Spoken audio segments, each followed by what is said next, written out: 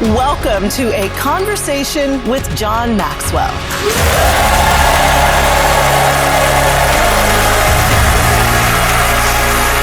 I'm Valerie Burton. I'm so excited about this conversation.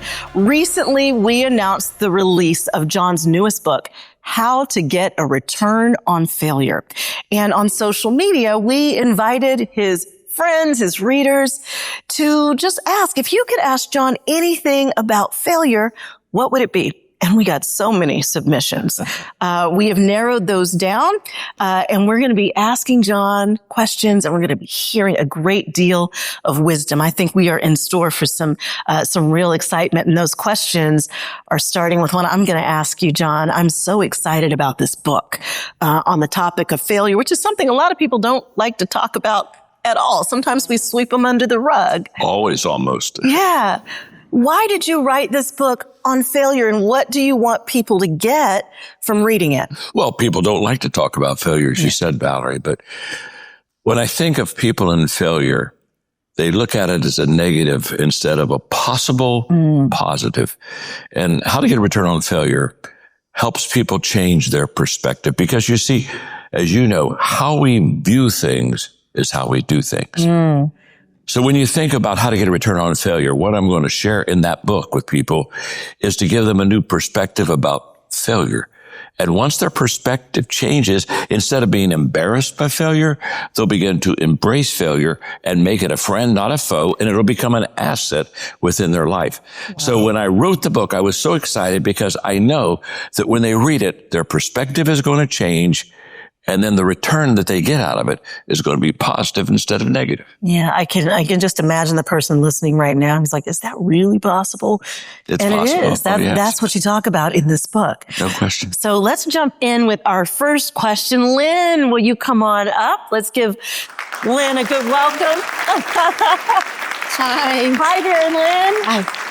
What is your question? My question is, how do the principles in this book apply to both professional and personal failures? Well, I think perspective crosses over from professional to personal. When a person changes their perspective about failure, then when they're in their professional life, they see it differently. And when they're in their personal life, they see it differently. And I think sometimes we try to pigeonhole phrases or words or ideas or thoughts instead of understanding that perspective changes everything. In fact, Lynn, if I had one conversation with you that I would consider to be important, it would be about your perspective and about my perspective and Valerie's perspective, because the moment we see things correctly, things come out correctly. If I don't see them correctly, then it's not going to be good. So when I wrote How to Get a Return on Failure, I realized that most people think of anything that associated with failure is going to be negative and hurtful and embarrassing. And I'm saying to them, no, that's not true. And I give examples throughout the book of how that perspective changes everything. It's a great question, Lynn, and I'm so glad you're with us today. Thank you. Yeah, thank you so much, Lynn. You know, John, I think a lot of people look at personal and professional as completely separate. But I think what I'm hearing you say is it's a thread. What affects you personally also affects you professionally. I have no idea why people pigeonhole perspective in one area and personal in the other. I have no idea what that, I mean, basically I'm John wherever I am. Right. I didn't know I was supposed to be someone else. So when we get that perspective right, it crosses over time. Yeah. Well, Shane has joined us. Shane, what's your question? What would you say to parents who are tempted to shield their kids from failure?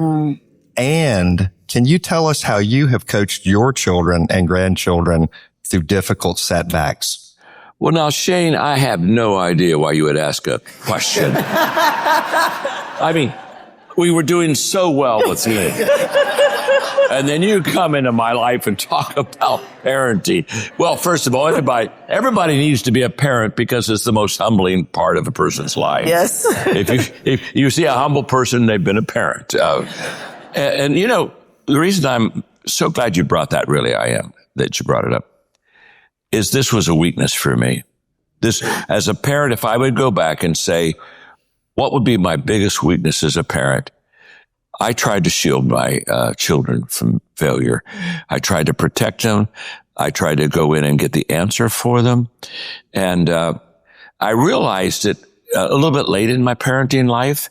And we had many conversations when my kids were teenagers about how I had a tendency to want to jump in and do the hard stuff for them and let them instead of letting them do the hard stuff. And I would say this for all parents. I didn't do it well when I was a young parent. I think it was a real weakness. But I did when I realized my miss. I sat down with him and I said, I can do better than this.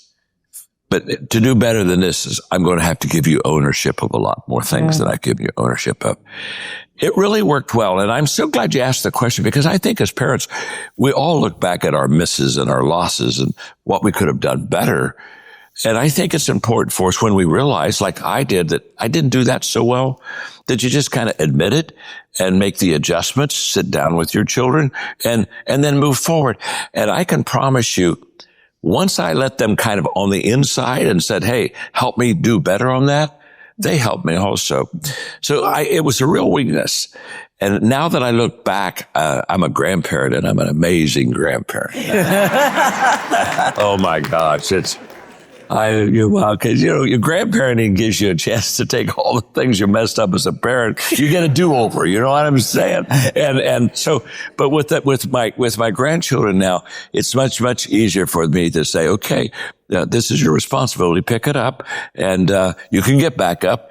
And I become a cheerleader, but I think that I've had that change in my life. And I think it's been very, very helpful. So for every one of us, that's why I wrote a book on failure, because the more we read in the proper perspective of failure, the better we'll do with ourselves, with our spouse, and with our children. Mm-hmm. So I think that was a good question, Shane. Yeah, I got something I want to ask you, John, because I think, parenting is like our most important job if you're a parent, right? When you think about your legacy, when he asked that question, I'm thinking about the title, How to Get a Return on Failure. Yes. So as a parent, I think what I hear you say is when my kid fails, if I let them fail, the perspective shift is that there can be a return, like there can be a learning, a way that I'm growing them. Oh, absolutely. From the failure. They have to experience failure.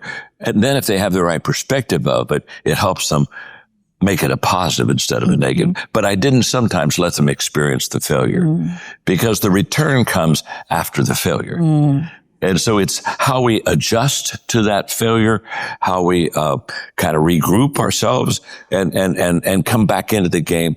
And that I just didn't do that as much as a parent. And I'm so glad you asked the question, because I think sometimes when I hear, quote, experts, I get tired of hearing experts, because they're experts, you know what I'm saying? And there's no expert about me. I'm just a person that wanted to be a good parent to my children. And I'm just a friend to people to want to write a book on failure that will just help them do better with it. Mm-hmm. We all learn from our mistakes.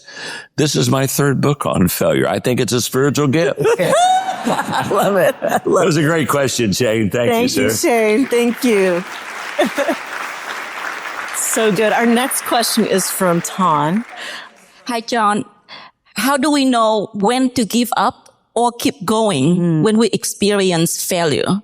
Well, in my early days, I knew when to give up early. It's like, I'm out of here. What I really wanted to do with failure, Ton, is to leave the scene as quickly as I could. Mm-hmm. But here's what I learned. If you leave early, you don't learn. In fact, we all have a choice with failure. We either leave the scene quickly and, kind of say, I didn't do it. It's not my fault. Blame someone else. Mm-hmm. And if I leave early, I don't learn. So over time, I said, what I need to do is stay with failure longer. The reason I left early was because I was embarrassed by it. I thought, oh my gosh, if I failed, they won't think I'm a good father. They won't think I'm a good leader. And what I didn't realize is the only way you can learn from failure is to embrace it. The only way that you can learn from failure is look at it as an asset, not a liability. And the moment my perspective again changed, I hung around. And here's what I know. If I leave the failure, I'll repeat it again. If I learn from the failure, I'll get better. So do I want to keep failing in the same area? Because we know people that do that. Or do I want to learn from it and improve my life?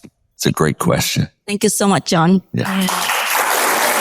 So you said something there that really stood out to me. You said a lot of times I would leave early because I felt embarrassed. Like, yes, you start to see yourself failing. Let me get out because I'm embarrassed. Sure. How do you overcome that embarrassment? Because a lot of people feel that failure is embarrassing. Well, yeah, I'm so glad you asked that, Valerie, because honestly, people take themselves way too seriously. Oh my gosh. If I could give advice to anybody, I would just look at him and say, my name is John. I'm your friend. Would you get over yourself? Because, hey, the rest of us have got over you. Yeah. It's like a person says, well, what will everybody think? I said, everybody's not watching you. Right. They're not thinking about you. I tell people all the time, I say, laugh at yourself. Everybody else is. You know what I'm saying? And so I think the issue when I got embarrassed is it was about me. And the day that I understand it's not about me. Yeah. Today's not about me. The book's not about me. It's about others. And the moment I get the right perspective again, then I can move forward. So now instead of being embarrassed by it, I laugh at it. In fact, I sometimes point out because I think some of the things I've done have just been major fun and stupid. And, and it's fun to hang around with fun and stupid. You know what I'm saying? And so I think the moment we get comfortable with who we are, we could certainly get comfortable with the situation that we're in. Yeah. You say it so well in the chapter that's titled, To Get Over Failure, Get Over Yourself. Yeah, I got a whole chapter so on it. Blunt. Yeah. And so, hey, so when you buy the book, listen, let me explain something. I know you don't need that chapter. But how many of you know somebody you got to get that book to? I mean, you got to buy a dozen of these books. Don't you have friends around you that says, Merry Christmas. Get over yourself. Just highlight that chapter title, right? That's exactly. Yeah, you got to put the folder down. Hey, put a paper clip in there. Put a star in there. Go immediately to chat. Here we go. Who in your life is struggling with a failure they can't seem to move past? John says failure is like setting concrete. The longer you stay in it, the harder it is to get out. Don't let the people you care about stay stuck. Today, we're asking you to gift 5 copies of How to Get a Return on Failure to the people in your life who need it most. And to say thank you, we've put together some exclusive extras for everyone who does. Bill is coming up next. Hey there, Bill.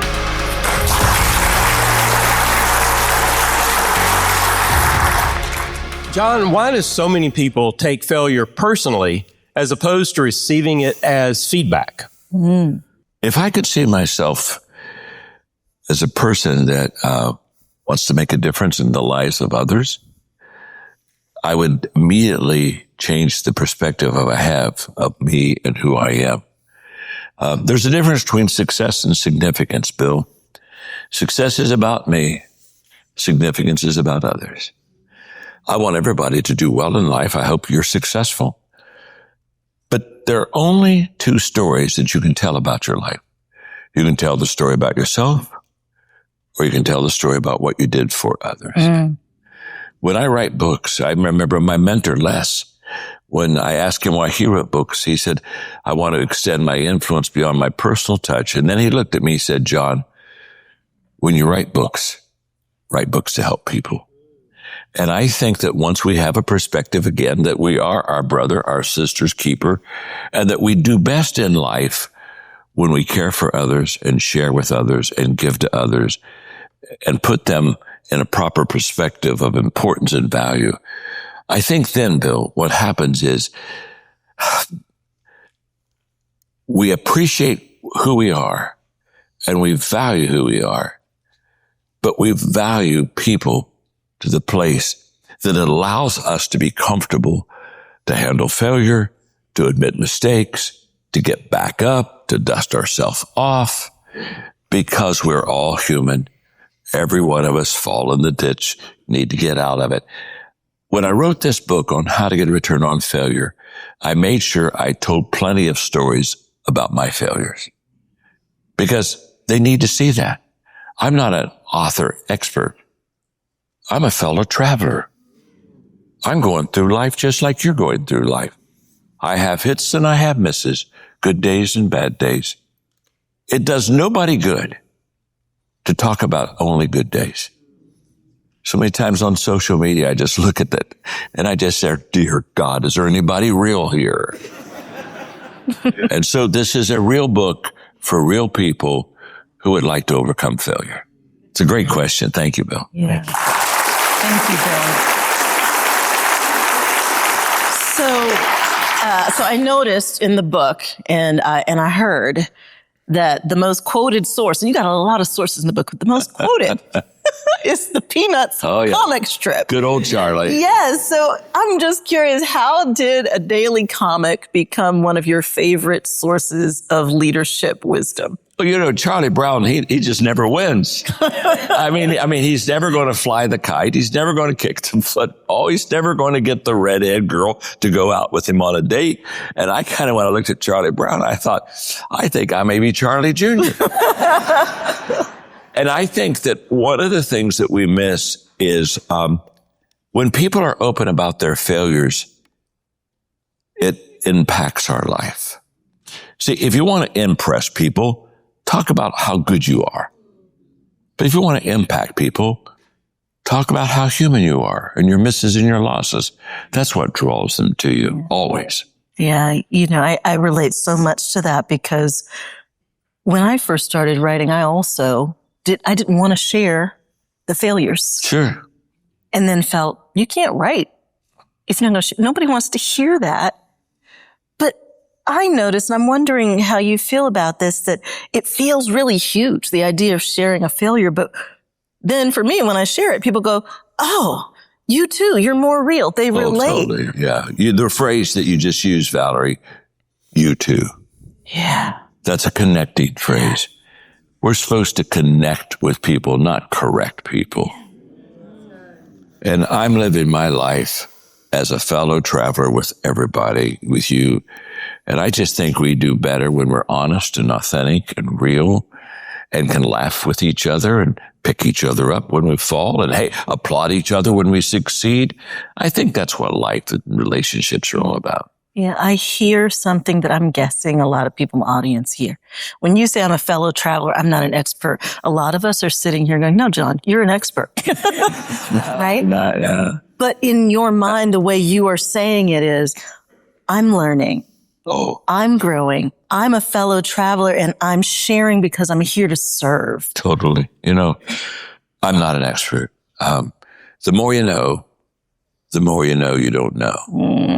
And the more Can you say that again? Well, it's true, isn't it? The more you know you don't know. And let me say this. And the more you don't know, the more you need to know. Yes. Well, if you need to know more, you're not an expert. Yeah. I'm a learner. Yeah. I'm a grower. I'm still moving hopefully forward. And so, now I don't like titles at all. That's what I tell everybody. My name's John and I'm your friend. Somebody said, why do you do that? I said, because my name's John. I mean, am I a complicated person? I mean, I think I'm kind of simple. In fact, on my tombstone, I just hope they put his name's John and he's your friend. No, bury me and go have some potato salad to eat. Yeah. Thank you. Yeah. I'm hearing the return comes largely from having humility. Oh, totally. Yeah. Totally. Humility is the secret of learning. Yeah. Always. Yeah. Always. I've never seen an arrogant person learn. They already know. Success is a lousy teacher. It makes people think they can't lose. We all lose. The issue is not, did I lose? The issue is, how did I handle my loss? That's what the book's all about. Yeah. So good. Ben. Hi there. Hi, Johnny. So my question is, when did you learn that a failure does not actually make you a failure? Well, it took a while. I mean, I think the reason failure is a challenge is because I think all of us begin by saying, I failed, so therefore I must be a failure.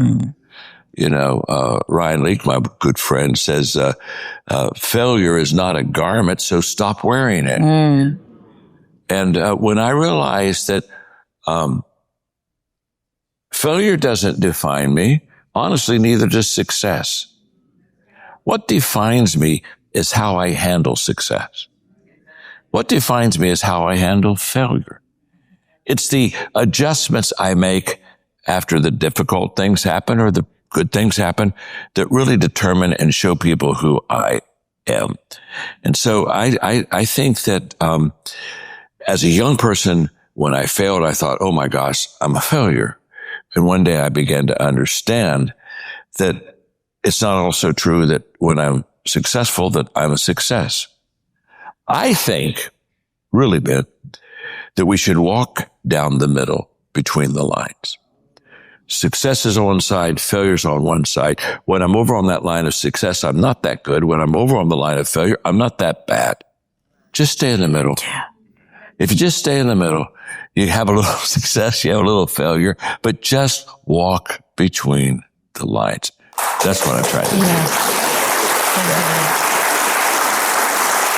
Yeah, thank you for that, John. You know, one of the things I'm learning in this book is that what you're saying really is that it's a what, not a who. Failing is a what. It's an event. Well, that's good. I right? like that. Why didn't you tell me when I was writing that book?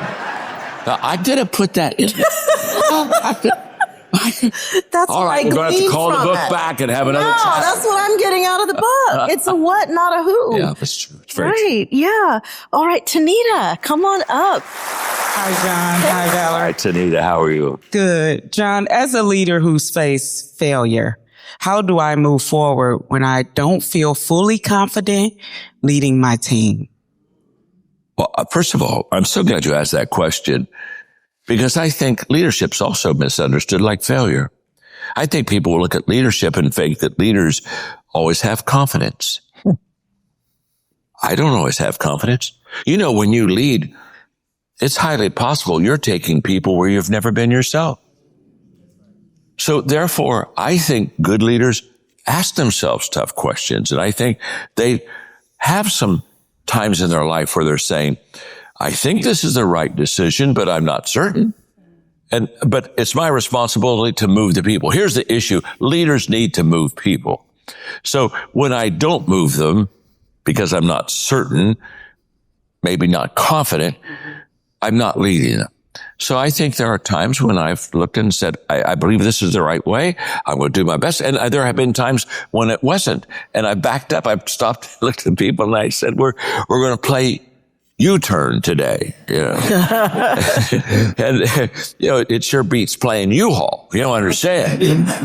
And you play U-Haul when you try to fake it till you make it. You're a U-Haul leader then. That's terrible. I'm a U-turn leader. I don't even think people want a perfect leader. I think they want an authentic one. I think they want an honest one. I think they want a real one. I think they want somebody to say, I'm sorry. I didn't do that really well. Can we put it a little bit in reverse? Can we pivot? Can we kind of move it in a little bit different direction? I don't think that bothers people at all. So confidence is very important, but confidence is a result, not of personal affirmation from others. That's why I say when you affirm people personally, you're not giving them confidence, especially if they go and they do it and it doesn't turn out well. Confidence is a result of doing things well, but confidence is also a result of being honest and taking things that didn't go well, pivoting, turning and going the right way. And then you learned from your mistakes. You learn from your missed turn. Then all of a sudden you say, I got that. Next time I come to that fork in the road, I'll take what I think is right. But if it's not, it's okay to back up and go the other way. People will forgive you as long as you know that you love them and they know that you love them and care for them. And I tell leaders, when you stop loving people, stop leading people. Oh, that's good. Because when you don't love people, you start leading them. Now you're manipulating them. You're doing all kind of stuff that's not right. And so I really love the question, because it's like somebody asked me the other day, they said, how does it feel to have everybody follow you? I said, I have no clue. I've not had everybody follow me. I mean, do you think everybody gets in line and says, you're amazing, Maxwell? No, there have been many people who looked at me and said, ooh, I don't want to follow you. So I think, again, we have to quit being so idealistic about leadership, so idealistic about success is always wonderful and failure is always bad. It's that perspective again, perspective of, I know who I am. And who I am is human. Which means I win some and I learn some. Because out of losing, if you learn, you don't lose. If you don't learn, you lose. I'm glad you asked that question. Thank you so much. Thank you, Tanita. Thank you so much. Michael. Hey, Michael. Hi there. Hey, John, my team is hesitant to avoid risk because they're afraid to fail. How would you coach them to push through the fear to keep trying? Well, I say get in the game. Somebody asked me the other day, he said, what's the most important action to take? And I said, any action. Could you just do something? If you're going to fail on the ball field, not in the bleachers.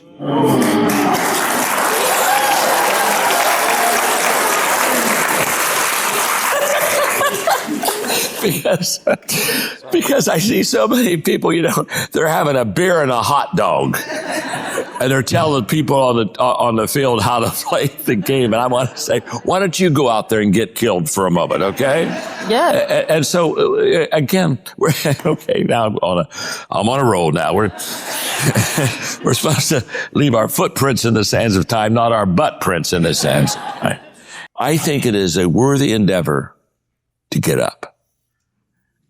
And I have a friend in college who said, I'm never down. His name was Brian. I said, Brian, what do you mean you're never down? He said, well, I'm either up or getting up. Oh. And that day, I was a junior in college. He taught me a great lesson. I'm either up or getting up. Because I can tell you, staying down is not going to make it for you. It's like, well, I'm waiting for the proper time, or I'm waiting till I'm ready. You see, what people don't understand is our actions can control our emotions. If your emotion controls your action, you're in trouble. In fact, I have a talk that I give sometimes called Action Attraction. And it's all about the fact that when you take action, you then begin to attract what you need in life. When I begin to move, I attract people to me that I need, opportunities to me that I didn't see. I begin to bring, it's the movement that begins to bring the things and the people necessary for me to succeed in life. And so I like trying. I've had many times I've tried and it didn't work out and I got back down, but I got back up. And so when a person says, I'll try, I then began to help them with perspective, because let me explain this. This is good. You can either ask a question when you fail, can I, or how can I? And there's a big difference between can I. Can I has doubts. Can I is insecure. How can I now says, I'm going to get up. I'm going to move. I'm going to take action. Mm-hmm. I'm not sure how I'm going to move. I'm not sure how I'm going to act. I'm not sure what I'm going to do, but I am going to take action. And I want to tell people the moment you move again, the things begin to move towards you and you get it. So my gosh, that was a great question. Thank you, John. Thank you for sharing.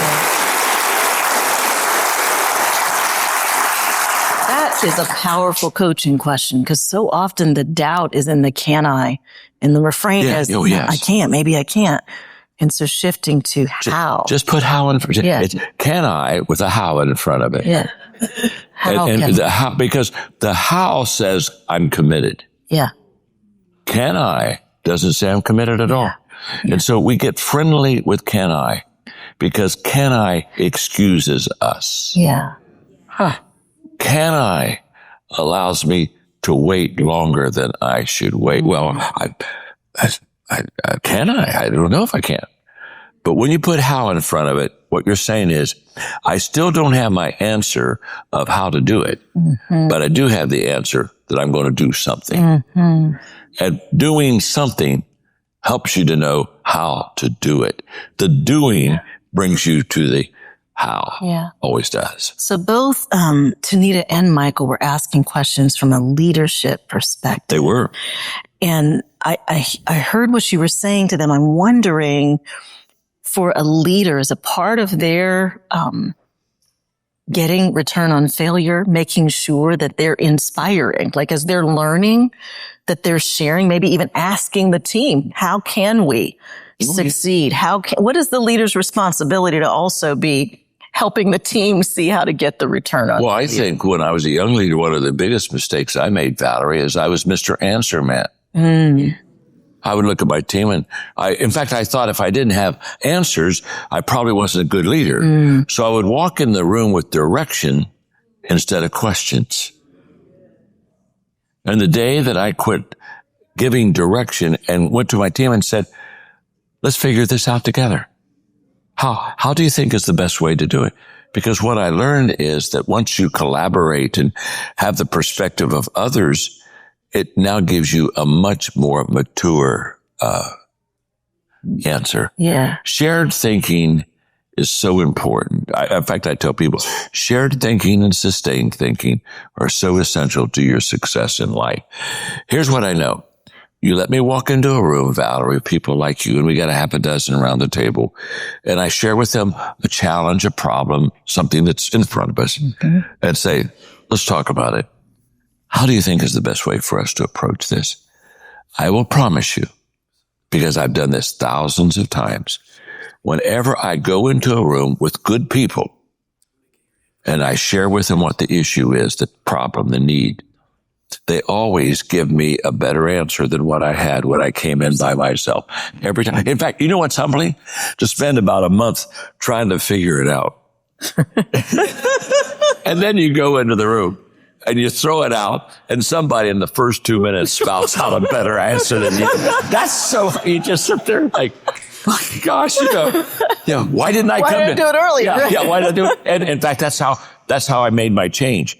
When I started sharing and learning that more people, really, it's like Kim Blanchard said. He said one time, I think, some of my best thinking has been done by others. And you know what? That's very true in my life. Yeah. Some of my best thinking has been done by other experiences and other people. In fact, again, the book, How to Get a Return on Failure, it's a book of others. I didn't learn all these things by myself. I learned all these things because other people showed me the way or taught me the way or helped explain the way to me. So I think that it's a big miss. It's a big miss, when we try to pull that weight all by ourselves. Who in your life is struggling with a failure they can't seem to move past? John says failure is like setting concrete. The longer you stay in it, the harder it is to get out. Don't let the people you care about stay stuck. Today, we're asking you to gift 5 copies of How to Get a Return on Failure to the people in your life who need it most. And to say thank you, we've put together some exclusive extras for everyone who does. So I'm amazed. You turned 79 recently. 79.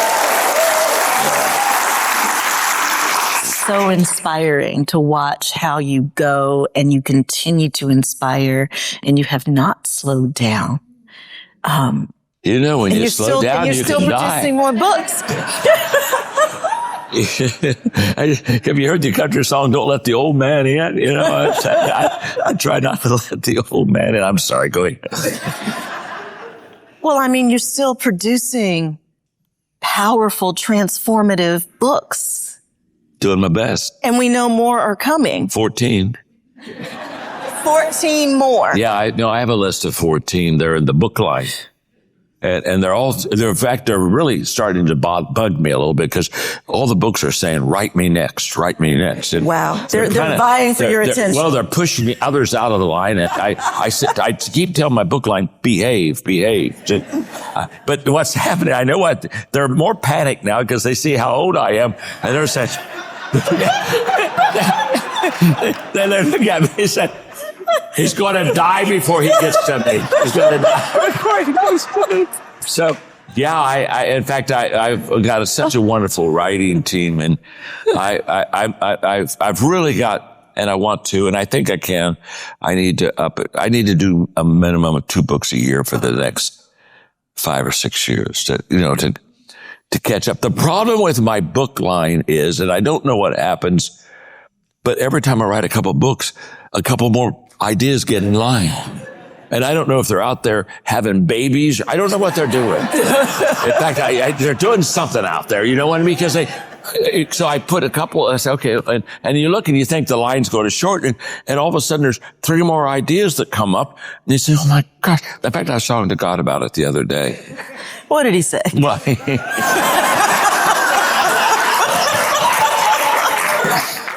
all want to know. Inquiring minds want to know, John. What did God say? He told me to be more like you. That's what he told me. He said, can't you be like Valerie? My gosh. I mean, you're the best. I just love you. It's value. I love you too, John. I value and appreciate you so much. But I was just talking to him about, with that many books in the line, he's got to let me hang, a little longer. And so I wasn't trying to do a deal. Kind of sounds like a little negotiation. Well, you know what? I shouldn't have said that because I was trying to do a deal. I'm still, now that I think about it, I was negotiating one night. That's another book idea. How to negotiate with God. Hey, and when I get ready to write that lightning event, I'll be wiped out. They said, oh, he shouldn't have written that book. Oh my gosh, that's so. Okay, there is another question. So you just had your 79th birthday. I did. Does failure still have something to teach you? Oh, totally. Let me say this. Everybody has something to teach me. Wow. I mean, if I could go through this room today with all these beautiful people and have a 15, 20-minute conversation, every person in this room could help me. Every person can teach me something. And I have this incredible appetite to learn. And so that's why whenever I'm with anybody, first thing I do is I sit down and, okay, how you doing? Kids okay? Okay, could I ask you some questions? Yeah. Because it's through asking questions that I learn. And so everybody has something to teach me. Every experience has something to teach me. Every important thought, subject in life has something to teach me. I don't have a finish line at all in my life. I don't even think there is a finish line. When people talk about a finish line, I want to walk into the life and say, my name's John, I'm your friend. And if you really have a self-imposed finish line, when you cross it, you're finished. What part of that don't we understand? But if you don't have a finish line, you keep moving, traveling, learning, loving, asking questions. I think we're supposed to die moving, not waiting. I want to live till I die and not get the two confused. And so, yes, I'm 79, going to be 80 next year. Yes. People say, well, do you want to go back? I don't want to go back. And people say, well, why don't you want to go back? And it's like, because I'm go back, I'd probably screw it up, you know? You've done pretty well. Yeah. It's kind of, I think that every age has its, value. Yes. And I think a mistake we make is getting what I call destination disease. You know, thinking that if I get there, I'll get happy. I want to tell you, if you can't be happy where you are, you're not going to be happy where you're going. Where you're going. Yeah. No matter where you are, there you are. Yeah. Yeah. What part of that don't we understand? So every age has its, you know, has its ups, its benefits, and then it has its liabilities. But at this age, what I love about it the most is that I do feel that consistency compounds, and I do feel that I've stored up a lot of thinking and wisdom. And so at this age, I have a greater passion to get it out to people than I did at any other age, because I just think I've got some things to share with people I love that will help them. At least I hope so. Well, there's no hoping to it. Yeah. You have helped us tremendously.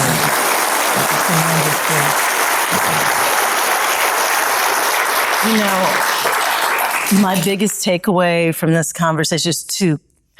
One is that you use the power of positive emotion to pull you forward. I hear a lot of anticipation. Totally. I've got a list of books. I have, celebrations I'm looking forward to, people I'm spending time with, and that just keeps you going. Now hold your thought, because that's very true. Because people tell me all the time, I get up 4:30 every morning and start writing. And people say, you're just so disciplined. I said, no. If I was disciplined, I wouldn't have this body.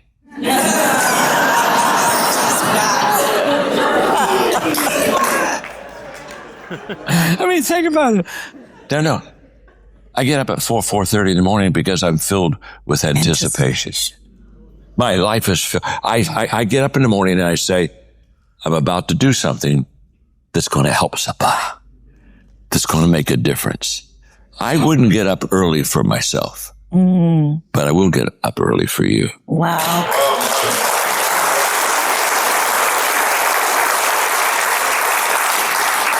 So I'm hearing the learning that getting a return on failure is the way that you grow. Oh, totally. Into your potential, that you shift your perspective. Totally. Failure is not failure. Failure is how I grow. It's how I learn. It's how I keep going. It's the only way to be successful, because I'm not going to be able to succeed the first time at everything. So true. And that when that learning drives us, we're not afraid of the failure. That's exactly right. In fact, what I tell people all the time is, because I learn from failure, I get a return from failure. Yeah. I'm a lot more in love with learning than I am with failure. But I understand failure is a catalyst for learning. Yes. And so because it is, I can embrace failure in my life and say, even at times, I really don't like this. But man, am I going to learn from this? Some of the things I've learned the most from are things that I didn't like at all. So when people say, well, I don't want to do it because I don't like it, and I look at them and say, well, you got other issues in your life beside that. Because failure is the catalyst, if you have the right perspective, to growing and learning. If you have the wrong perspective, it'll bury you. So failure is just failure. How I adjust to that failure determines whether I have a good miss or a bad miss. And that there's a difference even between misses. I've got a whole chapter on learning the difference between a good miss and a bad miss. I've got a chapter in that on how to keep failure and success together. This is a good book. It's so good. This is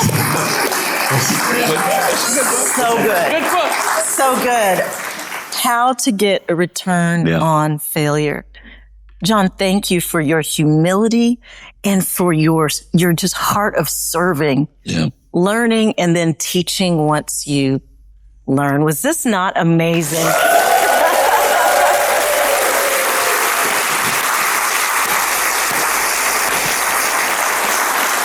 John, thank you. Thank you for the chance to sit here with you and do this. Oh, I love you, Valerie. It's I a love joy. you too. I love Thank you so very much. And thank you for joining us for a conversation with John Maxwell. Thank you.